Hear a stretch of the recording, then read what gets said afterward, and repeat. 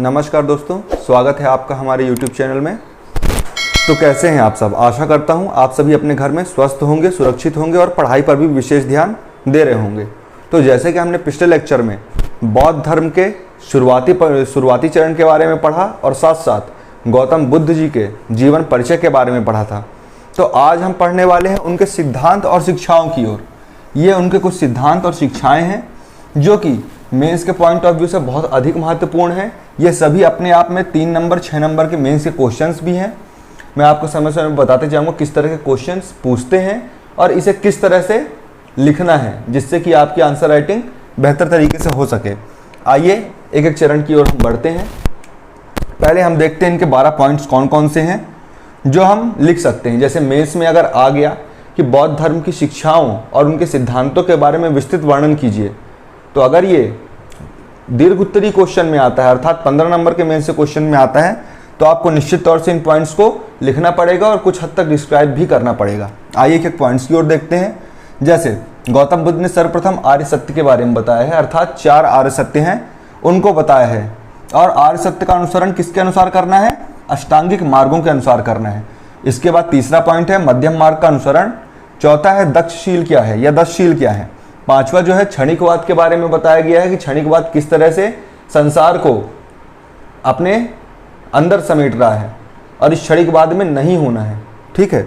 छठवां अनात्मवाद, अर्थात आत्मा या आत्मा की अवधारणा क्या है, या आत्मा को इन्होंने माना है या नहीं माना है। सातवां कर्म और पुनर्जन्म का सिद्धांत कि किस तरह कर्म करने से पुनर्जन्म के बारे में क्या स्थिति होगी। आठवां जो है अनीश्वरवाद, इन्होंने ईश्वर की अवधारणा को नहीं माना है। ठीक है। 9वां है वेदों में अविश्वास।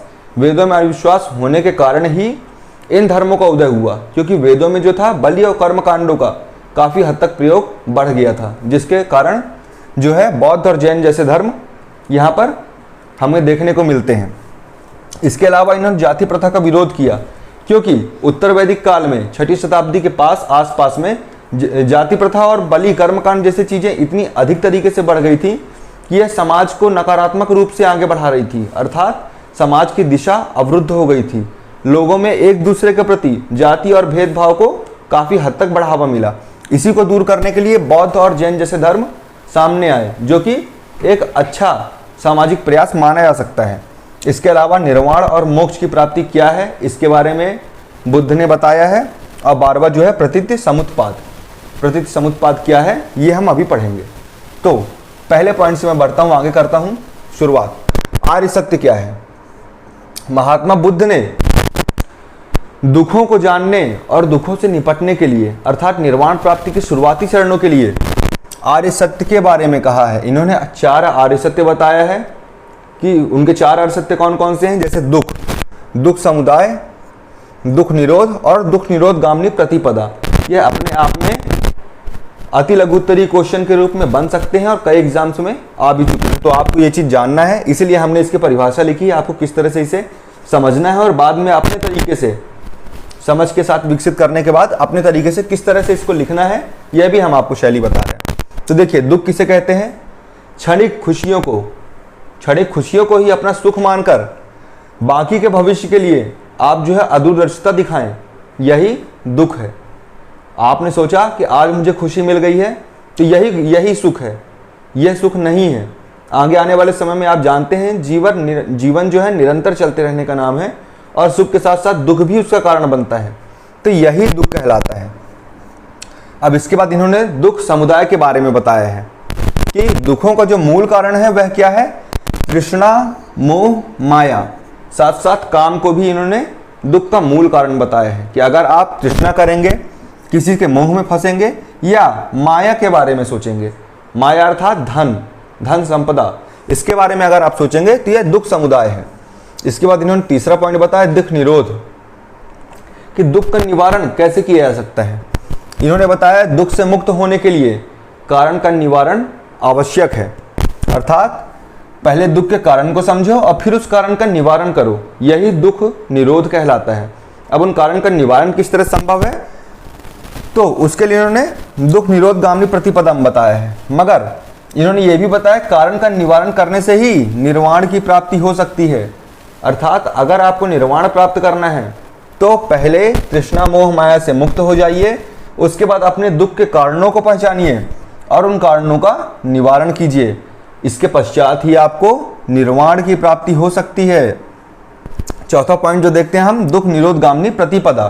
तो इन्होंने इसके बाद बताया है कि दुखों पर विजय प्राप्त करने के क्या क्या तकनीक है, या दुखों पर विजय प्राप्त करने के इनके अनुसार क्या क्या मार्ग हैं जिनसे आप दुखों से दूर हो सकते हैं और साथ साथ निर्वाण की प्राप्ति भी कर सकते हैं। तो इसके लिए इन्होंने अष्टांगिक मार्ग का अनुसरण करने के लिए लोगों को कहा है। इन्होंने कहा है कि अष्टांगिक मार्गों का अनुसरण कीजिए, निश्चित तरीके से आप अपने दुखों पर विजय प्राप्त करेंगे और निर्वाण की ओर अग्रसर होंगे। तो आइए इसी के साथ हम अपना दूसरा पॉइंट पढ़ते हैं, जो है अष्टांगिक मार्ग। अब अष्टांगिक मार्ग क्या होते हैं? तो निर्वाण की प्राप्ति हेतु सहायक जो मार्ग हैं, मतलब जिन रास्तों पर चल के हम निर्वाण की प्राप्ति कर सकते हैं, वही अष्टांगिक मार्ग कहलाते हैं। ये 8 हैं। सम्यक दृष्टि, अर्थात सभी को, चाहे वह स्त्री पुरुष हो, है ना, उनको जाति से ऊपर उठकर सभी को एक समान मानना ही सम्यक दृष्टि है। सभी को एक नज़र से तौलो। जिस तरह कानून की नज़र में सभी एक बराबर होते हैं, वैसे ही सम्यक दृष्टि, समान दृष्टि से आप सभी को देखिए। सम्यक संकल्प, ऐसा कोई संकल्प ना करें जो आपके लिए हानिकारक हो, आवेश और तृष्णा में आकर। कभी कभी होता है हम क्षणिक आवेश में बहकर कुछ ऐसा संकल्प कर जाते हैं जो बाद में हमारे लिए हानिकारक सिद्ध होते हैं। तो वही चीज़ इन्होंने कहा है, ऐसा संकल्प ना करिए कि आप निकल गए, आप बोले अब मुझे निर्वाण की प्राप्ति करनी है, अचानक आपके मन में क्षणिक वैराग्य उत्पन्न हुआ, आप कहते हैं मुझे अब वैराग्य ले लेना चाहिए। मगर जब आप वैराग्य लेने के 1 महीने बाद, 2 महीने बाद आप ये सोचने लगते हैं कि यार मेरा घर ही सबसे अच्छा था, यही है क्षणिक संकल्प। ऐसा संकल्प मत कीजिए जो भविष्य में आपके दुखों का कारण बने। सम्यक वाक, ऐसी बात कहिए जिससे दूसरों को दुख ना पहुंचे, समानता के साथ। ना ही बहुत अच्छी बात कहिए, ना ही बहुत बुरी बात कहिए, क्योंकि अच्छी बात करके आदमी किसी और को इतना ऊंचा दिखा देता है कि स्वयं नीचे गिर जाए, और बुरी बात करके आदमी दूसरों की नज़र में खटकने लगता है। इसलिए सम्यक वाक अर्थात समान वाक के बारे में कहिए। अब देखिए सम्यक कर्मांत। सम्यक कर्मांत क्या है? अर्थात कर्म को जो है बराबर तरीके से करिए, है ना। तो अपन सम्यक कर्मांत के बारे में पढ़ रहे हैं। ऐसा कर्म करना है जो कि ना ही दुख के किसी का कारण बने, और ना ही अपन को ऐसा कोई काम करना है जो कि समाज के लिए हानिकारक हो, है ना। सम्यक कर्मांत, कर्म को समान भाव से करना है, अपने कर्म को ही अपना धर्म मानना है और अपने धर्म की ही सेवा करना है, यही है सम्यक कर्मांत। इसके साथ साथ सम्यक आजीविका, अपना पेट पालने के लिए कोई भी ऐसा काम ना कीजिए जिससे दूसरों को दुख पहुंचे। सम्यक आजीविका, बस इतना ही कमाइए जिससे अपना और अपने परिवार का पेट चल सके। ऐसा कोई कार्य ना कीजिए कि जिससे कि अपने कार्य के अनुसार किसी और को दुख का कारण झेलना पड़े। सम्यक व्यायाम, मानसिक तरीके से स्वस्थ होने के साथ साथ इंसान को शारीरिक तरीके से भी स्वस्थ होना जरूरी है। इसलिए सम्यक व्यायाम के बारे में महात्मा बुद्ध ने शिक्षा दी है। इन्होंने कहा है कि अगर मन अच्छा रहे, मगर उसके पहले तन को सुरक्षित और सही होना जरूरी है। इसलिए उन्होंने सम्यक व्यायाम की शिक्षा दी, जिससे आप शारीरिक तौर से मजबूत रहें, और शरीर मजबूत होगा तो आप मानसिक स्थिति से मोक्ष और निर्वाण की प्राप्ति हेतु कर्म कर पाएंगे। इसके साथ साथ सम्यक स्मृति। सम्यक स्मृति मतलब अपनी स्मृतियों में सभी चीज़ों को समान भाव से सजेह कर रखना, चाहे वह अच्छे हों या बुरी हों। सभी स्मृतियों को ध्यान में रखना, और उन्हीं ध्यान के साथ साथ उनमें से दुख को पहचान कर उसका कारण और निवारण करना, साथ साथ निर्वाण की प्राप्ति में सहायक तत्व यही कहलाता है। और सम्यक समाधि अंतिम है, 8वां जो है सम्यक समाधि, अर्थात मोक्ष के प्राप्ति के बाद या निर्वाण की प्राप्ति के बाद जो समाधि है वह सम्यक तरीके से लेना, इसे ही सम्यक समाधि कहते हैं। तो दोस्तों, हमने आर्य सत्य और अष्टांगिक मार्ग के बारे में पढ़ लिया है। अब हम पढ़ते हैं मध्यम मार्ग का अनुसरण। तो दोस्तों, अब हम तीसरा पॉइंट पढ़ने वाले हैं, मध्यम मार्ग का अनुसरण। यह कुछ ऐसे पॉइंट हैं, तीसरा और चौथा, जैसे 10 शील जो हैं और मध्यम मार्ग का अनुसरण जो है, इन्होंने ही बौद्ध धर्म को लोकप्रिय बनाया। क्योंकि मध्यम मार्ग का अनुसरण वह मार्ग है जिसमें आप कोई भी चीज बीच में रह के कर सकते हैं। अर्थात समझ रहे हैं कि आपको ना हिंसात्मक होना है, ना बहुत ज्यादा डल होना है कि आप कुछ कर ही ना पाओ, है ना। इन्हीं मध्यम मार्गों के लिए जो है 10 शीलों के बारे में बताया गया है। तो मध्यम मार्ग में यही है कि आपको ना कोई चीज जोड़ के रखनी है बहुत ज्यादा, कि आप इतनी जोड़ के रख लिए हैं कि आप काला बाजारी करने लग गए, या आप इतने अधिक गरीब हैं कि किसी की सेवा भी नहीं कर पा रहे। तो ऐसे दोनों ही चीजों के लिए बौद्ध धर्म में मनाही है, अर्थात ना कोई चीज आपको अधिक करनी है ना कोई चीज आपको कम करनी है। आपको हमेशा मध्यम मार्ग अर्थात बीच के रास्ते की ही खोज करनी है। यही आज के लिए भी चल रहा है और यही करना भी चाहिए। मध्यम मार्ग इसीलिए जो कि दूसरे धर्म के व्यक्ति जो हैं बौद्ध धर्म की ओर आने के मुख्य कारण जो है वह मध्यम मार्ग ही है। जैसे देखते हैं हम 10 शील के बारे में। मध्यम मार्ग के बारे में बताने के बाद 10 शीलों के बारे में बताया गया है। यही 10 शील जो है आपको मध्यम मार्ग के बारे में सही तरीके से समझा पाएंगे। अब ये 10 शील क्या है, इसी में आपको देखिए समझ में आ रहा है कि आचरण की पवित्रता और नैतिकता को बनाए रखने के लिए 10 शीलों का प्रतिपादन किया गया है। और यही 10 शील जो हैं ये मध्यम मार्ग के अंतर्गत आते हैं, अर्थात बीच में चलकर आपको बीच के रास्ते में चलकर निर्वाण और मोक्ष की प्राप्ति करना है। ना आपको कोई चीज इतनी त्याग देनी है कि आप बिल्कुल गरीब हो जाएं, ना आपको कोई चीज इतनी संग्रहित कर लेनी है कि आप धर्मानुसार आचरण भी ना कर पाएं। ठीक है, तो अब हम एक एक शील के बारे में पढ़ते हैं। पहला, अहिंसा व्रत का पालन करना। आप जानते हैं कि 6वीं शताब्दी ईसा पूर्व अर्थात उत्तर वैदिक काल में हिंसा और बलि इतनी अधिक बढ़ गई थी कि लोग उस धर्म को छोड़कर बौद्ध धर्म और जैन धर्म की ओर आने लगे, क्योंकि बलि प्रथा और यह सब इतने अधिक दुष्कर कार्य हो गए थे और इतने अधिक चीजें हो गई थी कि लोग अपनी कृषि की ओर ध्यान ही नहीं दे पा रहे थे। अब जिसके पास पालतू पशु नहीं होगा तो वह कृषि कैसे करेगा। बैलों का ही अधिकतर बलि में कार्य होता था, अर्थात बलि के लिए सर्वाधिक बैलों की ही बलि दी जाती थी। इसीलिए उन्होंने अहिंसा पर जोर दिया, अर्थात हिंसा नहीं करना है। बौद्ध धर्म में महात्मा बुद्ध ने स्पष्ट तौर से कहा है किसी भी जीवित वस्तु को ठेस पहुंचाना हिंसा है, और यदि आप हिंसा में संलग्न रहते हैं तो आप किसी भी हालत में निर्वाण और मोक्ष की प्राप्ति नहीं कर सकते हैं। तो उन्होंने कट्टरता से अहिंसा व्रत का पालन करने के लिए निर्देश दिया है। उसी के साथ उन्होंने कहा है सदा सत्य बोलना चाहिए, मगर इसी के साथ साथ उन्होंने यह भी कहा है कि ऐसा सत्य कभी ना बोलिए जो दूसरों को ठेस पहुंचाए, अर्थात वह सत्य बोलने से बचिए जो किसी और की मृत्यु का कारण बने। अब उदाहरणार्थ मैं आपको समझाता हूं कि कोई आदमी यदि जंगल में भय के कारण, अर्थात अगर उसके पीछे कोई डाकू लगे हैं, वो भय के कारण आया, वह आदमी आपसे शरण मांगता है और पीछे छुप जाता है, बोलता है आप बताना नहीं। मगर अब आप तो बोल रहे हैं कि हम बौद्ध धर्म के अनुयायी हैं तो हम सदा सत्य ही बोलेंगे, तो आपको ऐसा सत्य नहीं बोलना है उस डाकू या अपराधी से कि भाई ये आदमी यहाँ पर छिपा है। ऐसा सत्य नहीं बोलना है जिससे किसी दूसरे के साथ हिंसा हो सके या उस व्यक्ति की मृत्यु हो सके। तो ऐसा सत्य बोलने से बचना है। यही मध्यम मार्ग है कि जहां पर आपको ऐसा सत्य बोलना पड़े कि किसी और के लिए दुख या हानि का कारण बने, वहां पर आप चुप रहिए। यही है मध्यम मार्ग कि बीच में रहो, ना आप झूठ बोलो ना आप इतना अधिक सत्य बोल जाओ कि किसी और के दुख का कारण बन जाए, तो आप वहां पर चुप हो जाओ। अन्यथा जहां पर किसी और की हानि नहीं हो रही है वहां पर आपको सदा सत्य बोलना चाहिए। इसके साथ साथ तीसरा पॉइंट देखते हैं, अस्तेय अर्थात चोरी ना करना।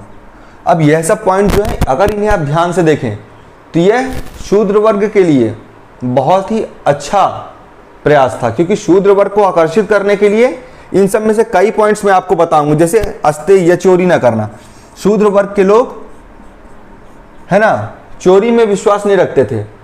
उस टाइम में वैसे कोई भी चोरी में विश्वास नहीं रखता था, यद्यपि कुछ लोग चोरी करते थे, परंतु उनमें से अधिकतर भूख और दरिद्रता के कारण ही चोरी ऐसे कुकर्म करते थे, है ना। अब वस्तुओं का संग्रह न करना, आप जानते हैं कि शूद्र वर्ग के लोग तत्कालीन उत्तर वैदिक कालीन में इतने अधिक सक्षम नहीं थे कि वस्तुओं का संग्रह इतनी अधिक मात्रा में कर पाएं कि वह धनाढ्य बन जाए। यह सब अगर आप इसको ध्यान से देखेंगे तो आपको ये पॉइंट समझ में आएंगे कि बौद्ध धर्म ने किस तरह वैश्य और शूद्र वर्गों को अपने लिए आकर्षित किया, है ना। उन्होंने इसीलिए मध्यम मार्ग के बारे में बताया कि ऐसा भी नहीं करो कि काला बाजारी करो, मगर ऐसा भी नहीं करो कि आप जोड़ के नहीं रखे हो, आप बिल्कुल कंगाल हो जाओ। साथ साथ जैसे वैश्यों के लिए एक सबसे बड़ा गले का कांटा था सनातन धर्म में कि आप किसी को ब्याज या ऋण नहीं दे सकते थे, मगर बौद्ध और जैन धर्म में इस चीज को कहा गया है कि आप भाई अगर आप व्यापारी हो तो आप जानते हैं कि आपकी मुद्रा जो है वो चलायमान रहेगी, तो आप उधारी दोगे भी और उधारी लोगे भी, तो ये मुद्रा का प्रचलन चलता रहेगा। तो दोस्तों इसी के साथ हम चौथे पॉइंट में आते हैं, अपरिग्रह अर्थात वस्तुओं का संग्रह न करना। अब इसमें संग्रह से महात्मा बुद्ध की शिक्षा ये नहीं है कि आप कोई चीज जोड़ के ही मत रखो। उनका कहना यह है कि आप वस्तुओं का इतना अधिक संग्रह मत करो कि समाज में बाकी वर्ग के लोग वंचित रह जाए उन वस्तुओं से।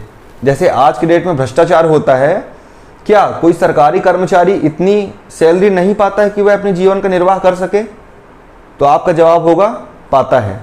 तो वही चीज है, वह अपनी कमाई में भी निश्चित तौर से अपने जीवन का निर्वाह कर सकता है, परंतु वह अपने आगे आने वाली पीढ़ी के लिए सुख सुविधाएं और ये सब जोड़ने के प्रयास में इतना अधिक अपरिग्रह कर देता है, अर्थात वस्तुओं और धन का इतना अधिक संग्रह कर देता है जिससे समाज का एक विशेष तबका जो है वह धन विहीन हो जाता है और वस्तुओं से विहीन हो जाता है। तो इसी चीज के बारे में महात्मा बुद्ध ने जो है मनाही की है। उन्होंने कहा है कि ऐसे किसी वस्तुओं का संग्रह मत करो इतनी बड़ी मात्रा में कि समाज में इस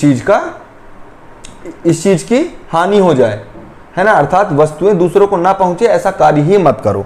सिंपल तरीके से अपने जीवन को जीने के लिए बात किया है इन्होंने कि इस तरीके से करो कि आपका जीवन चल जाए और आप किसी के दुख का कारण ना बन सको।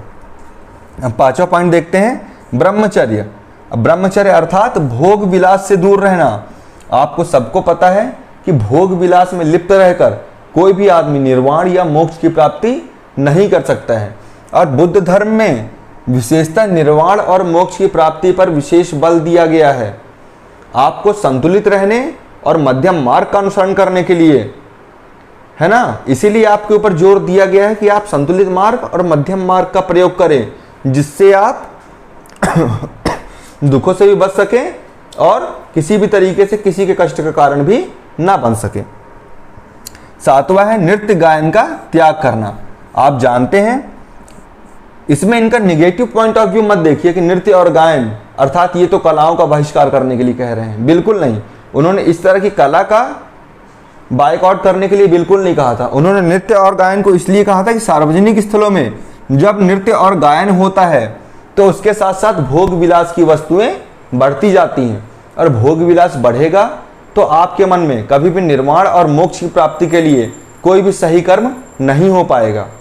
इसलिए इन्होंने नृत्य और गायन जैसे चीजों से दूर रहने के लिए कहा है।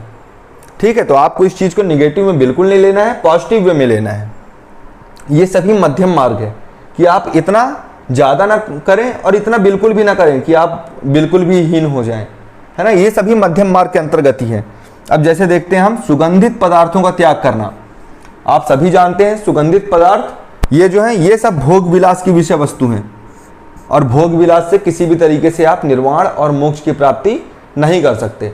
अगर आप सांसारिक सुखों में लिप्त हैं तो आप भगवान को या मोक्ष को प्राप्त नहीं कर सकते। तो यहाँ पर वैसे भगवान की अवधारणा नहीं बताई गई है, परंतु ये मेरे अनुसार है कि आप यदि किसी को भी आप अगर भोग विलास में लगे रहेंगे तो आप भगवान की प्राप्ति नहीं कर पाएंगे। इसके साथ साथ अगला पॉइंट जो है असमय भोजन ना करना। अब देखिए जिस तरह अष्टांगिक मार्ग में इन्होंने कहा था सम्यक व्यायाम, क्यों? क्योंकि मानसिक तरीके से स्वस्थ होने के लिए आपको उससे पहले शारीरिक तरीके से स्वस्थ होना आवश्यक है, और अपनी दिनचर्या को नियत समय पे सही तरीके से करने के लिए बहुत जरूरी है। हर चीज के लिए आपको दिनचर्या सेट करनी ही चाहिए। इसी का इन्होंने यहाँ पर कहा है कि असमय भोजन ना करें, एक समय बांध लें और उसके अनुसार भोजन करें। साथ साथ इतना भोजन ना करें कि आप अपने आप को कुछ ज्यादा ही बलिष्ठ बना लें, है ना। इतना भोजन नहीं करना है, भोजन सीमित तरीके से करना है, और बाकी बचे हुए भोजनों को, या फिर अगर आप संपन्न व्यक्ति हैं और बाकी बचा हुआ जो भोजन है उतना ही भोजन करें जिसमें आपका शरीर चले और सुगठित रहे, और बाकी बचे हुए भोजन को आप दीनहीन व्यक्तियों को दान कर सकते हैं। इससे समाज का फायदा होगा, समाज कल्याण की भावना विकसित होगी। इसलिए उन्होंने कहा है असमय भोजन का त्याग करना है, एक नियत समय पे भोजन पदार्थ को ग्रहण करना है।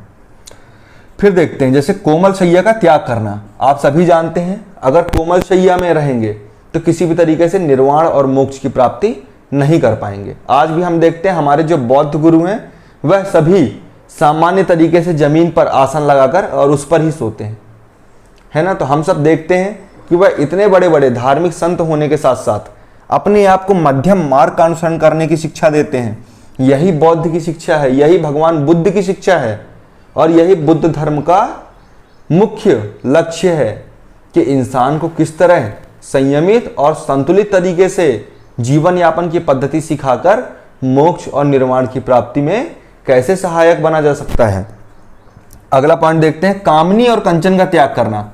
कामनी यहां पर मतलब क्या है? कामनी से तात्पर्य है सुंदर स्त्रियों।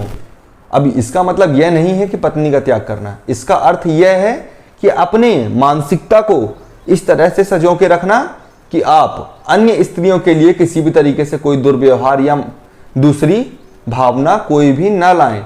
साथ साथ कंचन, आप सभी जानते हैं कि सोना जो है, सोने का अधिक संग्रह या सोना जो है वह क्या है, मन में भावनाएं जो है वह बुरी भावनाएं लाता है ना। और कंचन रहेगा तो आप हर समय उसकी रक्षा के बारे में सोचेंगे, आप निर्वाण और मोक्ष के बारे में नहीं सोच पाएंगे।